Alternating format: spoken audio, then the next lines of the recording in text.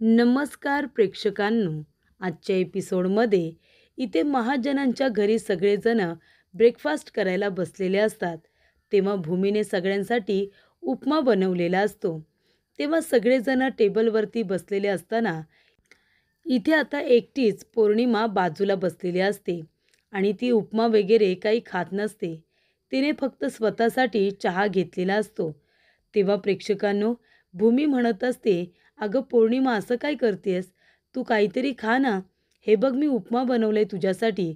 उपमा तरी थोडा खा." तेव्हा मानसी म्हणत असते, "पौर्णिमा, अगं तुला उपमा आवडतो ना, म्हणून ताईने खास सगळ्यांसाठी उपमा बनवलाय. तू थोडासा खाऊन घे ना." तेव्हा इथे पौर्णिमा म्हणत असते, "नाही नको, मला काही नको आहे. माझं झालं आहे आता." तेव्हा इथे भूमी म्हणते, "बरं ठीक आहे. तुला उपमा खायचा नसेल ना, तू नको खाऊ. पण तू काहीतरी खाऊन घे. हे बघ, अशी उपाशी राहू नकोस." असं भूमी आता पौर्णिमाला म्हणत असते. तेव्हा प्रेक्षकांनो, इथे आता भूमी विचारते, "आणि तुला अपूर्वा, तुला आवडला का उपमा?" तेव्हा अपूर्वा म्हणते, "हो ना, मला तर उपमा खूप आवडला. खूप छान बनवलाय तुम्ही. मलासुद्धा शिकवाल का?" तेव्हा इथे भूमी म्हणते, "अपूर्वा, अगं शिकवायचं काय त्यात? सोपं असतं सगळं." तेव्हा इथे आकाश म्हणत असतो, की माझ्या बायकोला सगळं काही सोपंच वाटत असतं. तेव्हा अपूर्वा म्हणत असते, "शेवटी बायको कुणाची आहे?" असं म्हणून ती आता कॉम्प्लिमेंट देत असते. बोलत असते एक, पण मनामध्ये वेगळंच अशी अपूर्वाची अवस्था झालेली असते. त्यानंतर प्रेक्षकांनो, इथे आता अथर्व म्हणत असतो, की "आकाश, मगाशी तू बोलत होतास ना, की तुला सगळ्यांबरोबर काहीतरी महत्त्वाचं बोलायचं आहे म्हणून. काहीतरी तुला सांगायचं होतं ना आणि एक निर्णयसुद्धा घ्यायचा होता." तेव्हा इथे आकाश म्हणत असतो, की "अथर्व, बरं झालं आठवण करून दिलीस. आता इथे सगळेजणच बसलेत, तर तुम्हाला एक आनंदाची बातमी सांगतो." आणि इथे आकाश म्हणत असतो, की मागच्या वेळेला एका जमिनी संदर्भात केस सुरू होती आणि त्या केसचा निकाल आपल्या बाजूने लागलाय. ती केस आपण जिंकलोय, कारण ती जमीन महाजनांच्याच नावावरती होती. त्यामुळे ती जमीन आपल्याला परत मिळाली. त्या ठिकाणी आता आपण काय करूया, त्या जमिनीवरती काय बांधूया, ते तुम्ही आता सगळेजण मिळून ठरवा. तुम्हाला काय वाटतं? तेव्हा इथे अथर्व म्हणतो, "अरे वा, ती जमीन तर खूप मोठी आहे. तिथे खूप शेतीची लागवड होऊ शकते. त्याचबरोबर तिथे आपण एक छोटंसं फार्म हाऊससुद्धा बांधू शकतो. शेतीची लागवडी होऊ शकते. त्याचबरोबर आपण आंब्याची झाडं लावू शकतो. बऱ्याच गोष्टी तिथे केल्या जातील." तेव्हा इथे मानसी म्हणते, "हो ना, आपल्या क्षितिजाला त्या ठिकाणी खूपच जास्त आवडेल. आपण अधूनमधून त्या फार्म हाऊसवरती जाणं ठेवूया." तेव्हा इथे आकाश म्हणत असतो, की "आपली मुलगी आंबे पाडून खाईपर्यंत तिची मुलं होतील, नाही का?" तेवढ्यातच सगळेजण बोलत असताना इथे आता भूमी म्हणते, "अपूर्वा, तू सांग ना, तुला काय वाटतं, काय केलं पाहिजे तिथे?" तेव्हा अपूर्वा म्हणते, "तुम्ही सगळ्यांना का विचारताय? तसंही इथे फक्त तुम्ही जे बोलता तोच फायनल निर्णय असतो ना. मग जे काही करायचं आहे ते तुम्ही तुमचं ठरवा ना. प्रत्येकाचं मन जाणून घ्यायची गरज तरी काय आहे?" तेव्हा इथे आता अपूर्वाने संपूर्ण वातावरण डिस्टर्ब केलेलं असतं आणि त्यानंतर ती तिथून उठून निघून जाते आणि म्हणते, "चल अपूर्वा, आता तू इथे संपूर्ण वातावरण डिस्टर्ब तर केलेलं आहेस. त्याचे पडसाद आता हळूहळू उमटतील." असं इकडे अपूर्वा मनातच म्हणत असते. तेव्हा प्रेक्षकांनो, अपूर्वाच्या मागे मागे इथे आता उठून जाते ती म्हणजे पौर्णिमा. त्यानंतर प्रेक्षकांनो, इथे बलदेवसुद्धा अपूर्वाच्या मागे जाणार. तेवढ्यातच भूमी म्हणते, "बलदेव दादा, जाऊ दे ना. हे बघ, तिला असं वाटतंय की आपल्याला जे वाटतंय ते आपण करावं, कुणाला विचारू नये. पण आपल्या घरामध्ये तर पद्धत आहे ना, की आपण सगळेजण मिळून काहीतरी ठरवतो, हो की नाही?" तेव्हा इथे आता अपूर्वा आहे ना, पटकन बोलणारी, स्ट्रेट फॉरवर्ड आहे ती. त्यामुळे तिच्याकडे लक्ष देऊ नकोस आणि तिला काही बोलू नकोस. तेव्हा मानसी म्हणते, "ताई, पण अपूर्वा ताईंचं हे बोलणं मला पटलं नाही या. त्या ज्या पद्धतीने बोलल्या ते मला अजिबात आवडलेलं नाही आहे." तेव्हा भूमी म्हणते, "मानसी, अगं नवीन घरामध्ये ॲडजस्ट व्हायला थोडा वेळ जातो ना. तुझंसुद्धा नवीन लग्न झालं होतं, तेव्हा एवढ्या मोठ्या घरामध्ये ॲडजस्ट व्हायला तुला वेळ गेलाच असेल आणि आत्तापर्यंत ती एकटी राहिलेली आहे आणि आपल्या घरामध्ये एवढी सगळी माणसं आहोत आपण, त्यामुळे तिला ॲडजस्ट करायला वेळ जात असेल. आपण तिला समजून घेऊया ना." तेव्हा इथे आता भूमी आपल्या मनामध्ये म्हणत असते की अपूर्वाचा हा बेधडक बोलणारा स्वभाव हे घर तोडणार तर नाही ना, या घराची बसलेली घडी ती विस्कटणार तर नाही ना, या गोष्टीची काळजी आता मलाच घ्यायला हवी, हे घर मला तुटू द्यायचं नाही आहे, असं भूमी म्हणत असते. त्यानंतर प्रेक्षकांनो, आकाशला मेघचा मेसेज आलेला असतो. तेव्हा आकाश आणि भूमी दोघेजणं रूममध्ये येतात. तेव्हा आकाश म्हणत असतो की भूमी, अगं मेघचा मेसेज आलाय, त्याने मला हाय पाठवलंय इतक्या दिवसानंतर. तेव्हा भूमी म्हणते त्याला फोन कर ना. तेव्हा आकाश मेघला लगेच फोन करतो आणि म्हणत असतो, अरे मेघ कुठे आहेस तू? मला तुला भेटायचं होतं, थोडं बोलायचं आहे तुझ्याबरोबर. तेव्हा मेघ म्हणतो, हो का? इतकं जर महत्त्वाचं असेल तर स्टुडिओमध्ये ये ना, मी तिथेच जाणार आहे. 4 दिवसांसाठी इंडियामध्ये आलो आहे मी. मी पुन्हा निघून जाणार आहे, हे मात्र नक्की. तेव्हा आकाश म्हणतो, बरं बरं ठीक आहे, मी स्टुडिओमध्येच येतो, तिथेच आपण भेटून बोलूया. तेव्हा इथे आता मेघ आल्यानंतर आकाशचं थोडंसं तरी काम आता हलकं होणार असतं. तेव्हा प्रेक्षकांनो, अपूर्वाच्या मागे आता पौर्णिमा आलेली असते. पौर्णिमा म्हणते, काय गं अपूर्वा, तू पोलीस ऑफिसर आहेस ना? किती बेधडक आणि स्ट्रेट फॉरवर्ड आहेस तू. जे मनात आलं ते आकाश आणि भूमी यांच्यासमोर बोलून टाकलंस. त्यांच्यासमोर बोलण्याची सुद्धा हिंमत करावी लागते. आतापर्यंत तुला कळलंच असेल ना, म्हणजे आकाश आणि भूमी या घरामध्ये म्हणजे हेड ऑफ द फॅमिली आहेत. सगळेजण त्यांचंच ऐकतात. निर्णय घेण्याचा अधिकारसुद्धा त्यांच्याकडेच आहेत. कुणीही त्यांच्या विरोधात बोलत नाही. म्हणजे मी प्रयत्न केला होता त्यांच्या विरोधात बोलण्याचा, पण इथे सगळ्यांनी मला कॉर्नर केलं आणि नंतर तर माझ्या आयुष्यामध्ये अशा काही गोष्टी घडत गेल्या, इतके चढ उतार माझ्या आयुष्यामध्ये आले की मी इथे गप्पच झाले. मी सगळं काही बोलायचंच बंद केलं. याच्या आधी फक्त मी एकटीनेच त्यांच्या विरोधात बोलण्याची हिंमत केली होती. त्यानंतर कुणीच नाही आणि आता तर मी काही बोलतच नाही. तेव्हा इथे अपूर्वा म्हणते, मी नाही त्यांना घाबरत. मी खरं तर कुणालाच घाबरत नाही. जे खरं ते खरं, जे खोटं ते खोटं. बरोबर त्याला बरोबर बोलते आणि चूक त्याला चूक. भूमी आणि आकाश या सगळ्यांनी आता त्यांना जणू काही देवाच्याच ठिकाणी ठेवले आणि ते मला मान्य नाही आहे. तेव्हा इथे आता पौर्णिमा म्हणत असते, अपूर्वा, त्या दोघांच्या विरोधात जाण्याचा प्रयत्न करू नकोस. तेव्हा अपूर्वा म्हणते, मी जाणार. मला कुणाची भीती वाटत नाही. त्यानंतर इथे अपूर्वा आपल्या मनामध्ये म्हणत असते की या घरामध्ये कुणीतरी अशी व्यक्ती आहे जी त्यांच्या विरोधात आहे आणि ती म्हणजे पौर्णिमा. पुढे जाऊन मला हिची नक्कीच मदत होईल. पौर्णिमासुद्धा तेच म्हणते की तुला जर माझी मदत हवी असेल तर मला सांग, मी तुला मदत करेन. तेव्हा अपूर्वा म्हणत असते की या घरामध्ये मला सगळ्यांना एकमेकांपासून तोडलं पाहिजे. आता खरं तर बलदेव आणि मानसी या दोघांना मी तोडू शकत नाही, कारण हे दोघेजण आकाशभूमीचा इथे भक्कम आधारस्तंभ आहेत. हे दोघेजण हळू शकत नाही. राहता राहिला प्रश्न अथर्वचा. अथर्वला मी यांच्यापासून तोडू शकते. तो थोडासा इनोसंट आहे. तो लगेच माझ्या बोलण्यात येईल. त्यानंतर प्रेक्षकांनो, इथे आता मेघ, भूमी आणि आकाश तिघेजण मिळून आकाशला कुणी बरं मेसेज केले असतील हे शोधण्याचा प्रयत्न करत असतात. तेव्हा मेघने सांगितलेलं असतं की आकाश, तुला जे काही मेसेजेस आले होते ना, जे तुला असं वाटत होतं की परदेशातून आलेले आहेत, ते मेसेजेस खरं तर तुला तुझ्या घरातूनच कुणीतरी पाठवलेत. आता ती घरामध्ये असणारी व्यक्ती कोण आहे ते तुला शोधून काढावं लागेल. तुला ते मेसेजेस तुझ्याच घरातल्या व्यक्तीने पाठवलेत. लोकेशन तुझ्या घरातलंच दिसतंय. मी सगळ्याचा मागोवा घेतला आणि तुझ्या घरातलंच लोकेशन मला सापडलंय. हे थोडं मला विचित्रच वाटतंय. त्यानंतर प्रेक्षकांनो, अथर्व स्टडीमध्ये असतो. तेव्हा त्या ठिकाणी अपूर्वा आलेली असते. तेव्हा अथर्व म्हणत असतो की अपूर्वाताई, तू इथे? तेव्हा अपूर्वा म्हणते, हो रे, मला थोडं काम होतं म्हणून मी स्टडीमध्ये आले होते. तुझं काही काम असेल तर तू कर, मी माझ्या रूममध्ये जाते. तेव्हा अथर्व म्हणतो, नाही नाही, मला फक्त फाईल घ्यायची होती आणि तसंही माझं काम झालंय. तू इथे बसून तुझं काम करूच शकतेस. तेव्हा इथे अपूर्वा म्हणत असते, अथर्व, थोडं मला तुझ्याशी बोलायचं होतं. मला सॉरी म्हणायचं आहे. मगाशी मी सगळ्यांसमोर डायनिंग टेबलवरती जे काही बोलले त्यासाठी मी सॉरी म्हणते.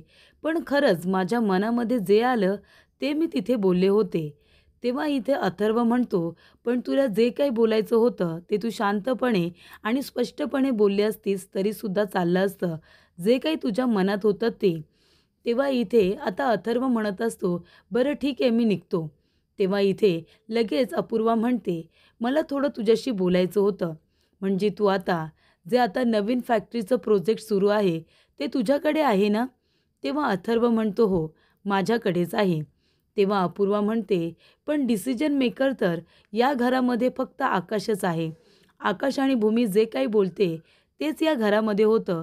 तुम्हाला तुमचं मत मांडण्याचा अधिकार नाही आहे का?" तेव्हा इथे अपूर्वा म्हणत असते, "मला असं वाटतं, की तुम्हाला जे काही वाटतं तुमच्या मनामध्ये ज्या काही बिझनेस रिलेटेड नवनवीन आयडियाज आहेत, त्या तुम्हीसुद्धा मांडल्या पाहिजेत. तुम्हाला काय वाटतं हे सुद्धा तितकंच महत्त्वाचं नाही आहे का? प्रत्येक वेळेला आपण आकाश आणि भूमी यांच्यावरती जबाबदारी टाकायची आणि त्यांनाच निर्णय घ्यायला लावायचं, हे मला योग्य वाटत नाही. कधी-कधी तू सुद्धा आकाशला सांगितलं पाहिजे, की तुला काय वाटतं ते. त्यामुळे काय होतं, तुमच्यासुद्धा बोलण्याला काहीतरी महत्त्व आहे, हे सुद्धा या घरामध्ये कळलं पाहिजे ना." तेव्हा इथे अथर्व म्हणत असतो, की "ताई, तुला जे काही बोलायचं होतं, ते मगाशी तुझ्या मनामध्ये जे आलं होतं, ते तू आकाश आणि भूमी या दोघांच्या समोर का नाही बोललीस? तुला जे काही वाटत होतं, ते परखडपणे तू तिथे मांडायला हवं होतंस ना." तेव्हा अपूर्वा म्हणते, की "मला जे वाटतं ते मी बोलेनच, पण मला असं वाटतं या घरामध्ये प्रत्येकाला जे वाटतं ते बोललं पाहिजे."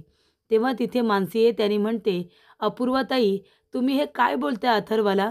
अथर्वच्या मनामध्ये का तुम्ही गैरसमज निर्माण करताय?" त्यानंतर प्रेक्षकांनो, इथे आता आकाश आणि भूमी दोघेजणं टेन्शनमध्ये आलेले असतात. कारण मेघने सांगितलेलं असतं, की "आकाश, तुझ्या मोबाईलवरती येणारे मेसेजेस, तुला पाठवले गेलेले मेसेजेस, हे जर कुठल्या लोकेशनवरून आलेत, हे चेक करायचं असेल, तर मी ते चेक केलंय आणि ते लोकेशन तुझ्या घरातलंच दाखवत आहेत. घरातल्याच कुठल्यातरी व्यक्तीने तुला ते मेसेजेस केलेले आहेत." तेव्हा प्रेक्षकांनो, इथे आता भूमी आणि आकाश दोघेही टेन्शनमध्ये येतात. आकाश आता बोर्डवरती सगळ्यांची नावं लिहितो. मानसी, अथर्व, त्याचबरोबर बलदेव, पौर्णिमा आणि इथे अपूर्वा या सगळ्यांची नावं लिहिलेली असतात. तेव्हा इथे आकाश म्हणतो, "या सगळ्यांपैकी आपल्याला कुणी मेसेजेस केले असतील? हे बघ, मानसी तर अजिबात नाही आणि अथर्वसुद्धा नाही आणि बलदेवसुद्धा मला वाटत नाही. तो आपल्याला खूप मानतो आणि त्याच्याकडे बघून त्याच्या बोलण्यातून आपल्याला ते दिसतसुद्धा असतं. त्यामुळे बलदेवसुद्धा नाही आहे. राहिला प्रश्न पौर्णिमा आणि अपूर्वाचा." तेव्हा भूमी म्हणते, "आकाश, पौर्णिमासुद्धा मला वाटत नाही आहे. गेली 7 वर्षांमध्ये ते खूपच जास्त शांत झाले. त्यामुळे तीसुद्धा असेल असं मला वाटत नाही." राहिला प्रश्न अपूर्वाचा. "अपूर्वाने आपल्याला मेसेजेस केले असतील का?" तेव्हा इथे आकाश म्हणत असतो, "पण अपूर्वा हे का करेल? कारण तिने आपल्याला इथे टाकीच्या तिथे सुद्धा ती होती. जेव्हा खून झाला तेव्हा क्राईम ठिकाणी सुद्धा ती होती आणि ती मानसीकडे आपली चौकशी करत होती. त्यामुळे मला असं वाटतंय, की ती नक्कीच आपल्याला मेसेजेस करू शकते." तेव्हा आकाश म्हणतो, "पण तिला हे सगळं करायची गरज नाही आहे. तिला आपल्यावरती संशय असेल किंवा तिच्याकडे एक तरी पुरावा असेल, तरीसुद्धा ती आपल्याला अरेस्ट करू शकते. त्यामुळे मला नाही वाटत, की अपूर्वाने असं काही केलं असेल." तर कदाचित प्रेक्षकांनो, आकाशला पौर्णिमावरती संशय आलेला आहे, तर इथे भूमीला अपूर्वावरती. तेव्हा प्रेक्षकांनो, आकाश म्हणत असतो, की "मला असं वाटतं, की हे सगळं अपूर्वाने नसेल केलं." पण भूमीला अपूर्वावरती संशय असतो, की कदाचित मेसेजेस करणारी व्यक्ती अपूर्वा असू शकते. त्यानंतर प्रेक्षकांनो, इथे मानसी म्हणत असते, "हे तुम्ही काय करताय अपूर्वाताई? तुम्ही अथर्वच्या मनामध्ये जिजू आणि त्याचबरोबर भूमिताई यांच्याबद्दल विष पेरण्याचा प्रयत्न करताय. तुम्ही अथर्वच्या मनामध्ये त्यांच्याबद्दल राग निर्माण करताय." तेव्हा इथे अपूर्वा म्हणते, "मानसी, मी असं का करेन? मी फक्त अथर्वला सांगते, की या घरामध्ये प्रत्येकाला आपलं मत मांडण्याचा अधिकार आहे आणि त्यांनीसुद्धा ते बोललं पाहिजे. प्रत्येक वेळेला आकाश आणि भूमी यांच्यावरती अवलंबून का राहायचं? तुम्हाला जे काही वाटतं ते परखडपणे मांडायचं ना."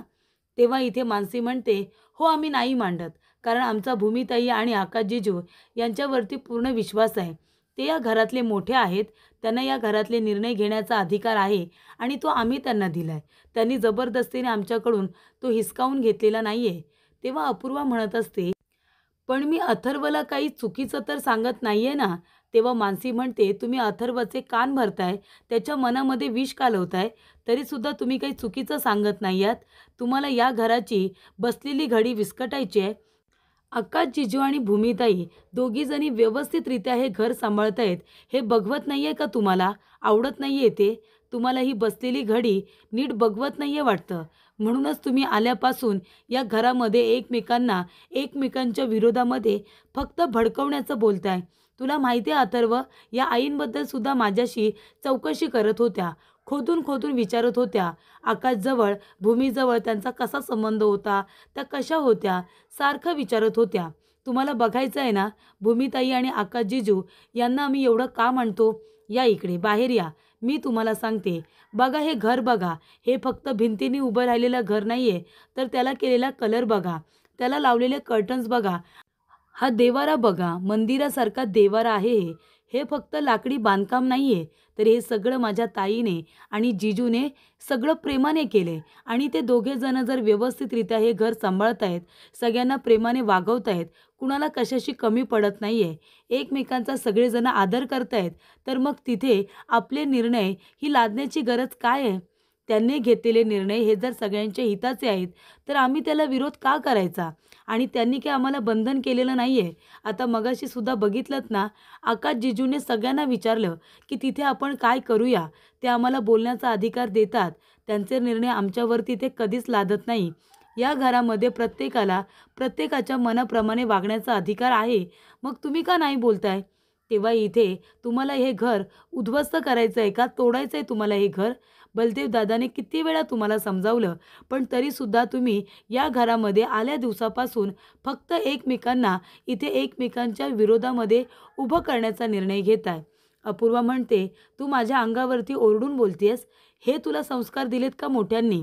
तेव्हा मानसी म्हणते, माझ्यावरती जे काही संस्कार आहेत ना, ते मला तुम्हाला सांगायची गरज नाही आहे.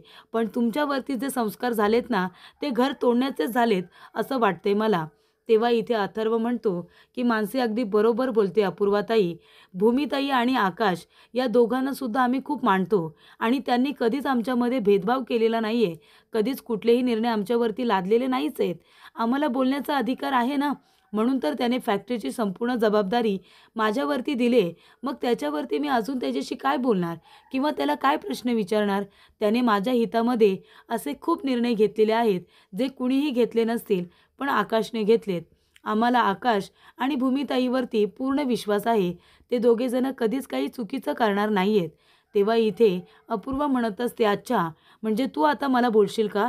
तेव्हा अथर्व म्हणतो, हो, जसं तुम्ही मगाशी बोलत होता तसं मीही आता बोलू शकतो ना.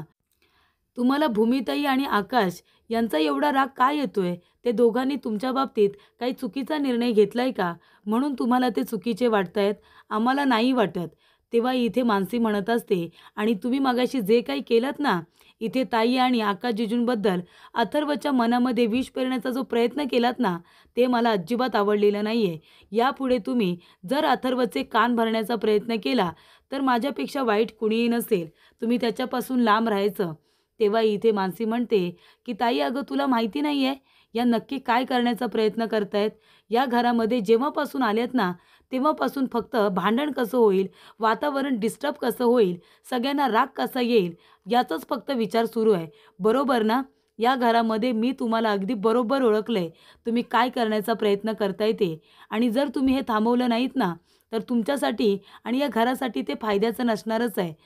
आणि जेवढं शक्य होईल ना, तेवढं तुम्ही ताईला आणि भाऊजींना थोडं समजून घेण्याचा प्रयत्न करा, असं मानसी म्हणत असते. त्यानंतर प्रेक्षकांनो, पुढील भागामध्ये इथे आता अपूर्वा म्हणत असते की रागिनी पटवर्धनच्या केसच्या मुळाशी जाण्याचा मार्ग सापडला. तेव्हा आकाश म्हणत असतो, भूमी, फायनली इथे रागिनी पटवर्धनची केस रिओपन झालेली आहे आणि त्याची इन्चार्ज अपूर्वाच आहे. तेव्हा इथे भूमी म्हणत असते की अपूर्वा आता या केसच्या मुळाशी जाण्याचा प्रयत्न नक्कीच करणार. तर इथे अपूर्वा क्षितिजाला म्हणत असते की क्षितिजा, तू आहे ना, तुझ्या आईबाबांचे सिक्रेट मला सांग. ते रागिनी आत्यांबद्दल काय काय बोलतात ना, हे तू मला सांगायचं. जास्तीत जास्त जेवढं तू मला त्यांचं सिक्रेट सांगशील ना, तेवढे जास्तीत जास्त चॉकलेट्स मी तुला देणार, असं अपूर्वा आता क्षितिजाला म्हणत असते. आणि तेव्हा भूमी आणि त्याचबरोबर आकाश हे दोघेजण अपूर्वाचं हे बोलणं ऐकतात, की कशा पद्धतीने अपूर्वा इथे क्षितिजाचे कान भरत आहे, तिला भडकवत आहे आणि तिच्याकडून गोड बोलून आपलं काम काढून घेत आहे.